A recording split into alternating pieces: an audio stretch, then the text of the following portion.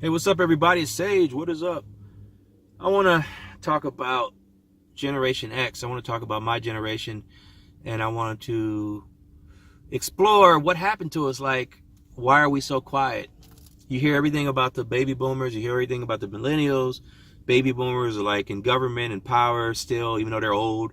And then you got the millennials who are doing all the protesting and all the, parades and Me Too and all that stuff. And then you got us who are just quiet, taking it all in, just kind of watching it, not involved.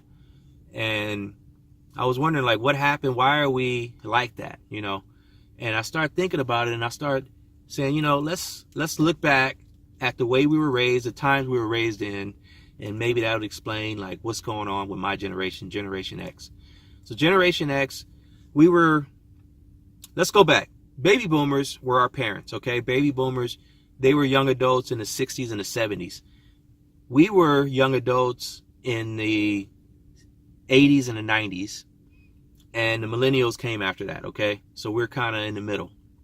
We're the smallest of the two generations. So our parents had less of us than we had of millennials. We were like the smallest ever, right? And we came from like divorced homes and single parent homes because our parents were hippies and they didn't believe in traditional marriage. I don't know. We didn't have like good parenting back then. I'm going to get into that also later, okay? Because that's a big topic. So the parents would tell us about life in the 60s and the 50s, and it was all exciting. And I remember, I remember listening to these stories, and I was like, this does not look like the world of today. It doesn't look like the 1980s. Like, what happened between the 1960s and the 1980s? What happened in those 10 years that made the 1980s so much different than just 10 years before? I couldn't understand it, right? And they would tell me about how good life was for them, how they bought their house for $5,000 and how they got these great pensions, and that, Uncle Bob, he retired in 1960 and he's still living off his pension and everything's going great. Uncle Bob is still living off his pension in 2019. That's how good those pensions were. He's still living off his pension, and you're not going to find anybody get a pension that good today. I'll tell you that right now. But anyway, I digress. So they're talking about the job market. Everybody had these jobs. They had people, gas station attendants and people washing windows, and they had all these weird jobs that they eliminated right by the time the 80s came. And everybody had this sexual freedom. All the, parents would tell, oh yeah, I was a hippie and I had a mini skirt and I went to Woodstock and and I was smoking weed and I did LSD and I did acid and I did it. And it's like, what? Really? Because in the 80s, there was a drug war going on by the government. If you got caught with like a little joint, you were locked up for life. 30 years of life for smoking one little piece of weed. Nancy Reagan did not play that. The Reagans did not play that stuff. I got to debunk some stuff about the 80s, okay? We didn't have all those freedoms that the baby boomers had, that our parents had. And they had the sexual freedom. They were just having sex left and right, sex parties, orgies, nudists, blah, blah, blah. If we had sex in the 80s, we died. It was AIDS, something called AIDS. AIDS would kill you right there on the spot. It was super AIDS. You died within like a couple of months of getting it, and there was no cure, and it was killing millions of people. Like, it seemed like daily because it was all over the news. Like, if you had sex, you were dead. So we didn't have no sexual. We were more Puritan than our grandparents were. We were like, we're not having sex until we get married because this stuff is crazy. And we're hearing these stories about drugs and all these freedoms they had and protesting the government and blah, blah, blah. No, not with Reagan, man. Not with Reagan. They couldn't protest anything. You couldn't scream out, God is dead. You couldn't criticize people. You couldn't burn flags on the White House steps. Yeah, that wasn't happening. They would lock you up. They would kill you. They would beat the hell out of you if you did that. That's how it was a police state back then. People don't remember. They don't remember that stuff, man. It was different.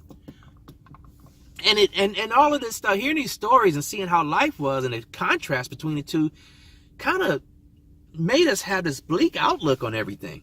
We were like, we didn't trust the government. We didn't trust society. We didn't want to break anything because we were kind of like, we need to work inside this. Like, instead of breaking it from the outside, like our parents were saying, protesting, blah, blah, we were like, dude, we just need to get a job and like get a pension and like try to get a house and try to raise a kid. Like, we were looking at simple things in life. We weren't trying to go outside the norm. We were like, this, because the world right now is not like they're describing. Okay, so we can't be thinking like that. So we didn't grow up like they were. You know, we had a no nonsense look on life. We were more pragmatic. We weren't idealists. We weren't dreamers. We were more like sensible, more practical, more reasonable, and you know, we were realists. That's what we were. So we hear these stories and blah blah blah, and then our parents would go to work, right?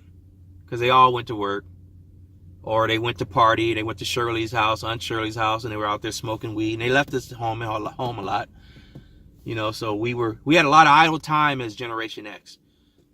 We didn't see our parents as much as the millennials see their parents. You know, we're helicopter parents. We're all over our parents. I mean, our kids like hawks. But no, our parents weren't like that. They were out there doing their thing, and they left us to our own devices. We were called latchkey kids, actually. Let me get to that. This is a typical, let me summarize it like this. Latchkey kids, so you'll wake up to go to school, right, on your own, and you would iron your clothes. You would walk to school. There was nobody drove you to school back then. And after school, you would walk home, right? Use your latch key or your key to open up the gate and open up the door. Go inside. Babysit your kid, your younger brother and sister, because they probably were left at home alone by your parents because your parents didn't hire a babysitter. So babysit them. You would have to clean them. You would have to clean the house. You'd have to cook for them. You'd have to cook for yourself. You would have to do your homework with no assistance. And then you would go to bed, have everything cleaned and nice before your mom got home, because she'll whoop your ass if the house wasn't clean by the time she got home. Then, after she went to bed around midnight, you snuck on the phone, you called your friends, you snuck out the house, you did whatever, and then you would make sure that you were done by 3 in the morning. You got back, you went back to bed, you woke up at 6 o'clock to go to school. You got 3 hours of sleep. We lived off 3 hours of sleep, because we had to have fun when we could get fun, you know, when we can get it. It wasn't given to us. So we had a bleak outlook on life, man. Things were different. We were realists, you know. We went to college. We didn't go to college. We didn't have a college life. There was no like freshman college and stories like that like our parents had or like the millennials have.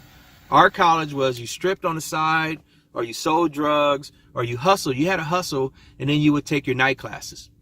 You know, we might get an AA from the community college at first out of high school, because nobody was paying for our college education, so we had to pay for it ourselves. So we get our AA, then we get a job at an entry-level position. We didn't whine about it. That's where we started, and we stripped, or you know, if you're a girl, and you did what you could do to get through college. That was how it was. There was no help. There was no outside assistance. There was no government programs. There was nothing for Generation X. You guys know what I'm talking about, Generation X. Right? Let's go on. So anyway, Generation X, because a lot of this stuff, we did change the world in a way with some of the things that we did. It's weird because we didn't know we were changing the world, but we were begging our parents to buy us video games. Of course, Atari and Sega and all them, they saw that because we were buying more video games than other people, and they would market to us, and we keep buying them. So then all of a sudden the video game exploded, and that changed the world, right? That created all kind of new opportunities and .coms and all that stuff, right? Internet and all that. That's because we made it popular. And, you know, hanging out with our friends, we're battling, we're bagging on each other. Then we start rapping, and we start talking crap, because first rap was like battle rap. That's how it started. And we started that whole hip hop thing, right? We started dancing. I'm better than you, and I'll, you know, break dance, and look at me, I'm on my neck, spinning on my neck. Can you do that? And we started all this whole hip hop evolution, which is still popular today. That's our invention. Hip hop, technology, a lot of stuff like that is stuff that we came up with out of sheer boredom, to be honest. That's how we came up with that stuff. So anyway, Speaking of stock options and stuff like that, that's what happened, dude. We didn't get the pension, we got the stock options. And when the stock market crashes, we lose all our money. So we're not living with these pensions from our jobs. We had to start all over again in the late 90s. Horrible. Generation X, we had it bad, man. You guys just don't know. You guys thinking it was all, roses back then. It wasn't. So anyway, millennials. Let's get to millennials, okay? So we grow up with that cynical view in life, not trusting the government, hating everything, watching the space challenger explode in our face. We didn't see the moon landing, we saw the challenger explode. That's how we viewed stuff. And we entered the work market, and we don't want to buck the system, man. We want to keep our job. We work hard. We're getting there early, and we have this hard work ethic. We're saving up our money because we know that we're not going to get any handouts, and we're saving a massive amount of money, and we're buying our houses. We're starting off with a condo or something small, and then we're going to, we're flipping that. We're doing the flipping thing. That's the Generation X. We're flipping that to something bigger, then we flip that, and then now we got a nice house, and we got a nice family. We're in suburbia. We worked hard for everything we did on our own, and now we had these kids called millennials. We're in our 20s, and our parents are still out there smoking. They're old now, but they're out there smoking weed still and partying and thinking they're young and going to clubs. And we're out there working and hustling our butt off, and we have these kids. We see our parents as bad examples. We don't want our kids to go through the experiences that we went through. We want to protect them from all the crap we had to see. We went out trick-or-treating, and they put glass and stuff in our candy, so it was like, it made us real cautious, and so now we don't even take our kids trick-or-treating. We buy them the candy for them. We just become overprotective. We become overprotective of our kids. We nurture them. We don't want them to see the world. We want them to see everything through rosy glasses, right? We give them these participation trophies. So our kids, these millennials, they grow up scared to even go outside. They scared of everything, right? You know what?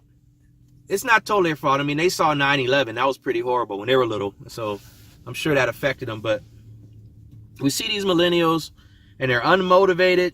They're entitled. They're spoiled kids. And they grow up to be adults. And now we see these young adults, these millennial adults, and they're fat dudes in skinny jeans, and they got beards, and they got piercings, and they mutilate their face, and they got lip piercings and ears, and they got these things and that drag their everything. It's all horrible looking appearance because they don't care. Because that's the mentality that they were raised in, that everything's going to be taken care of for them. They don't care about their appearance. They don't have to work hard for anything. They don't want to work hard for anything. They don't want to look good for the opposite race. They don't even care if they get married. They don't even care about anything. They just are slacking. We're the slackers. These millennials are out of control. Right? But and the old people are still running the country. We're supposed to take over when we hit our 40s and 50s, and we haven't. We still got these old dudes who are president and the head of the company. They won't retire, and they're still running the show. And where are we? You got the millennial crazy people, and you got the old farts who are still on top. We're the glue. That's what we are. Like I said, we're the bridge between the two generations. We're the hardest working ones. We're the ones that's paying our taxes. We're the ones that's keeping this society moving. We're not complaining. We're not crying. We're not trying to buck the system. We show up for work because we don't want to get fired. We don't have earrings and piercing. You don't see people in their 40s and 50s with all this stuff all over their face. Because when we were growing up, if you had that, you wouldn't get hired. You couldn't get a job if you had tattoos and stuff showing. So we keep everything clean. We keep everything nice. And we're keeping everything together for you guys. Baby boomers and millennials, you guys should thank us. Because we are the glue. We're the anchor of this world, okay?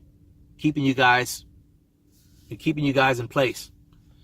And that's what's going on. That's what happened to us. We're still here. We're just doing our thing. So anyway, that's it. 15 minutes of rant. Talk to you guys later. Peace.